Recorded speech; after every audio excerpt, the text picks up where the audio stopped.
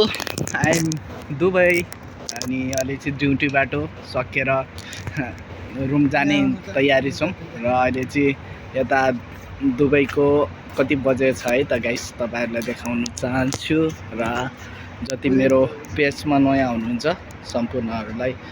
स्वागत छ पनि भन्न चाहन्छु र यो दुबईमा स्वागत छ है त तपाईँहरूलाई 8 बजेको छ है आज चाहिँ 8 बजे बिहान 8 बजेदेखि बेलुका 8 बजेसम्म भनेपछि ड्युटी त कडा भइरहेछ होइन अहिलेसम्म चाहिँ र घर देख्नुहुन्छ यो घरमा हो हाम्रो चाहिँ ड्युटी होइन बहुत अल्गो छ यार घर पनि बिल्डिङ गरेकै घर होइन यो हेरेर क्यामेराले क्याच गर्नै गाह्रो छ होइन ल सानो हुन्छ नि त्यहाँ यो त बिल्डिङहरू बिल्डिङ होइन यो त यो चाहिँ दुबईको हो र दुबईको यो घुम्ने ठाउँ अनि म चाहिँ कामबाट फर्किँदै गर्दाको यो भिडियो बनाउँदा कति रमाइलो छ दुबई अनि हाम्रो नेपाल देशको पनि यति रमाइलो भएको भए हाम्रो सरकार राम्रो भएको भए सायद हाम्रो पनि यस्तै हुन्थ्यो होला र हामी नेपालीहरू यसरी विदेशिनु पर्थेन होला यो दृश्य चाहिँ तपाईँहरूलाई दुबईको देखाइरहेको छु दुबईको ठाउँ कस्तो छ कस्तो हेर्नु होला र तपाईँहरू नयाँ हुनुहुन्छ भने मेरो च्यानलमा त सब्सक्राइब पनि गरिदिनु होला युट्युब च्यानलमा र यो दृश्य चाहिँ सबै दुबईको हेर्नुहोस् कस्तो रमाइलो छ आज चाहिँ म ड्युटीबाट जाँदा आज ड्युटी हामी 8 बजेर निस्केको थियौँ र यो चाहिँ यस्तो बेलुकाको साँझको यो देखाइरहेको छु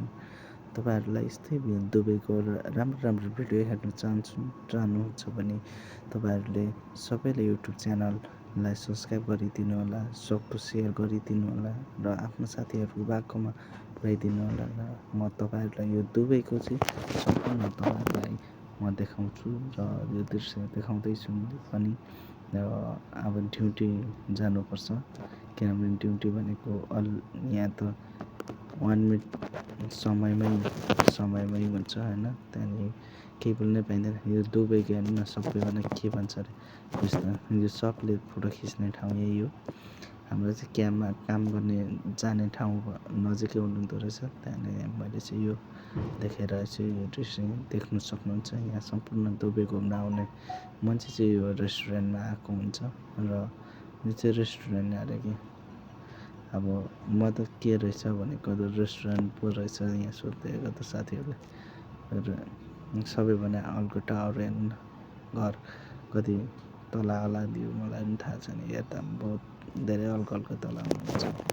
र हामीले चाहिँ यो होटेलमा काम गर्ने भनेको तर हामीलाई अन्य ठाउँ काम लगाइरहेको छ अहिले मेन पावर कम्पनीले अब अलिक बार मात्रै होटेलमा लगाइदिन्छ कि काम गर्दै गर्दा र अहिले चाहिँ नयाँलाई चाहिँ हामीले त्यही भएर पनि हो र यो चाहिँ अहिले देखाइरहेको छु अहिले यता आउँछु गाह्रो छ काम गरेर खानु पनि हामीलाई र सम्पूर्ण आम नेपालीहरूले चाहिँ यो भिडियो चाहिँ हेर्न सक्नुहुन्छ दुबईको दृश्य र मेरो युट्युब च्यानल सब्सक्राइब गरेर बसिदिनु होला र फेसबुक पेजमा हुनुहुन्न भने फेसबुक पेजमा फलो गर्नु होला सम्पूर्णले रमाइलो छ दुबई जस गर्मी छ अहिलेसम्म दुःख गर्नु चाहिँ पर्छ होइन मिहिनेत गर्नु सक्नुपर्छ र राम्रो हुन्छ भन्छ सबैले त्यो भएको कारणले पनि होला सायद यति सुन्दर छ अर्को दुबई यो समुद्र हेर्नु मुनि ऊ पनि हिँडिराखेको हुन्छ र सबै कुराहरू हल हुँदैछ र फेरि तपाईँहरूलाई यो भिडियो पनि हाल्दै गर्छु र तपाईँहरूलाई जानकारी पनि दिँदै गर्छु र यो भिडियो जतिजनाले हेर्नुभएको छ र आज तपाईँहरूको साथीहरूलाई जोइन गर्नुहोस् यो होटेल हो यो होटेलमा सम्पूर्ण सबैले सक्दो हेर्न सक्नुहुन्छ र आफ्नो साथीहरूलाई सेयर गरिदिनु होला र मेरो साथीहरू मलाई माया गरिदिनु हुनुहुन्छ र तपाईँहरूलाई यो दुबईबाट तपाईँहरूलाई दुबईको जानकारी युट्युबबाट तपाईँहरूलाई दिँदैछु र फेरि यस्तै भिडियो सधैँ ल्याउनेछु र तपाईँहरूलाई कस्तो लाग्छ यो भिडियो फेसबुक पेजमा पनि गएर कमेन्ट गर्न सक्नुहुन्छ र युट्युब च्यानललाई पनि त्यहाँ भिडियोमा तलको लिङ्क दिएको हुन्छ, त्यहाँ त्यो कमेन्टमा दिनु होला कस्तो छ यो दुबई हेर्नु न। आज चाहिँ कामबाट फर्किँदा गयो गाइस, सबैजनालाई देखाउँदैछु दुबई यस्तो छ। फर्स्ट टाइम काममा गएको थियो अनि फर्किँदा गरेर यो चाहिँ 9 बजेतिरको है, 9 बजिसकेको थियो। हामी 8 बजे निस्किँदा 1 घन्टाको बाटो हिँड्नुपर्छ क्या। अब कम्पनी त राम्रो छैन, त्यही पनि ठिकै छ। अब आइहाल्यो, दुःख गर्नु अर्काको देशमा होइन अब भनेर दुःख गरिराखेको छ। यो चाहिँ सबैभन्दा सुन्दर ठाउँ छ। अब बिहान हेऱ्यो भने त पुरा मरुभूमि बाहेक अरू केही पनि देखिँदैन। बेलुका भने चाहिँ रमाइलो देखिँदो रहेछ, त्यही भएर रमाइलो हुँदो रहेछ। र यो चाहिँ हामी सबै कामबाट आउने ड्युटीमा मान्छेहरू कारणले यस्तै हो साथीहरू, काम छैन। र सबैजनालाई हेलो बाई भन्न चाहन्छु। यो भिडियोबाट सम्पूर्णले हेरिसक्नुहुन्छ र हेरेको जतिजनाले हेर्न नचाहनु अब हेरिदिनु साथीहरूलाई सक्दो सेयर गरिदिनु होला। मेरा यस्ता भिडियो हेर्न चाहनुहुन्छ भने युट्युब च्यानललाई वरुण राई युट्युब च्यानल 169 छ, त्यसबाट तपाईँलाई सधैँ हालिरहेको छु। र अर्को चाहिँ मेरो याद भन्ने एउटा युट्युब च्यानल खोलेको छु, त्यसमा चाहिँ वरुण राई 1 2 3 सर्च गर्नु पनि भेट्नुहुन्छ। त्योबाट तपाईँलाई जानकारी दिँदै गर्छु र दुबई कस्तो हो तपाईँहरूलाई देखाउँदै गर्छु। र दुबई चाहिँ एउटा राम्रो ठाउँ, एउटा गर्मी बेसी हुन्छ र गर्मीमा चाहिँ अहिले बहुत हुन्छ,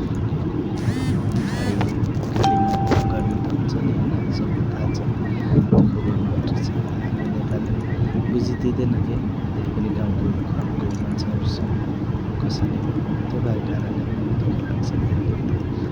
बुझिदिनु भएको त्यति खुसी लाग्यो। र